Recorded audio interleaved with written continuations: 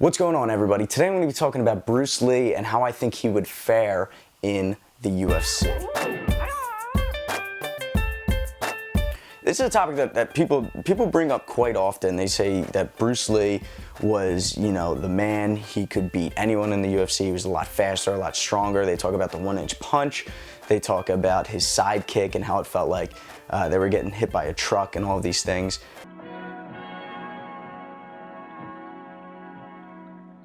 Okay, so let's say that there was a time machine. Bruce was in his prime. Let's say he's 28 years old. He had a couple years to practice his Jeet Kune Do after he invented it, which pretty much was mixed martial arts.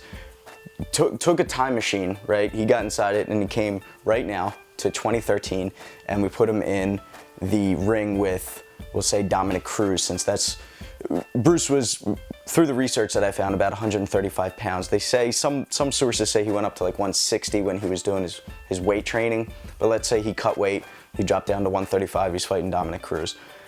Do I think that Bruce would beat Dominic Cruz, someone like Uriah Faber? No, I don't. I don't think he would. And here's my reason. Before you start commenting, listen, because my reasoning for it is, I'm going to get a little philosophical here. Okay, so in the 19th century, they used to say that it was impossible for a human being to run a mile in less than 4 minutes.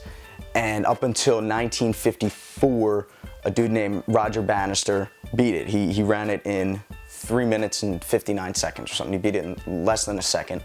And, a year later, another guy did it. And then 10 years later, a 17-year-old high schooler did it. Like, it's just that once you unlimit yourself, unlimit your mind, or someone else does it for you and you see that the impossible can be achieved, or that these limits can be broken, that it's actually easier than you think. Now, I know Bruce Lee would agree with me, and he already knew these things, but it's hard to really wrap your mind around it. And I know that he taught that, but with the science that is around today, with the exercises and routines that are around today, the resources that are around today, and the way that these guys train with other guys who are at the same level as them, was much different than being able to do, finger push-ups or a one-inch punch or something like that.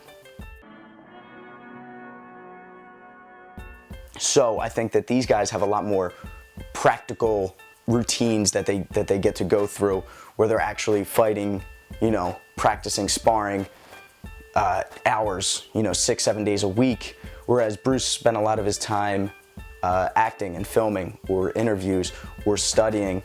I will say that Bruce definitely was ahead of his time, obviously. Jeet Kune Do pretty much was MMA, okay?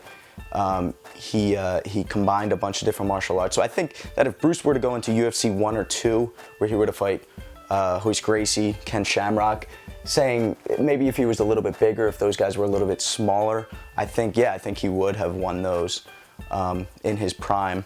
But even more so, I think Bruce would be a great coach. I think due to how smart he was, and how he knew to study the body, the mind, and exercising and things like that, I think he would have been a great coach, a great cornerman, and I think he would have made a lot of really successful, really big named fighters in the UFC if he was still around today. Someone like Freddie Roach, I think he would be, like equivalent or greater than a Freddie Roach, or Phil Nurse, or Roberto Garcia. But the point is, I think he'd be a great coach. I think his mind was where a coach's mind is, whereas different than a fighter's mind. So, comment below. Let me know what you think. Do you think Bruce Lee would be good in the UFC? Or do you think he'd get completely crushed within the first round, get completely knocked out? Let me know. Also, make sure you subscribe, like, share the video.